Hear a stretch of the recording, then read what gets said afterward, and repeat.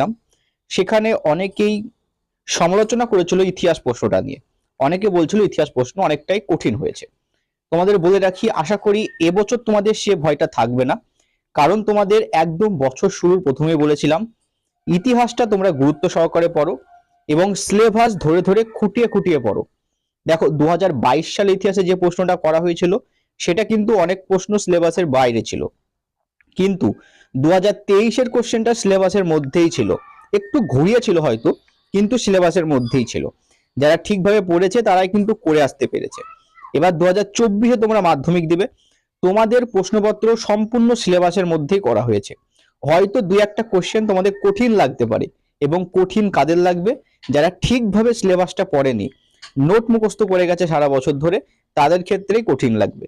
যারা সঠিকভাবে সিলেবাস শেষ করেছে তাদের পক্ষে কিন্তু এবছর প্রশ্নপত্র যা হয়েছে অন্তত সহজই লাগবে।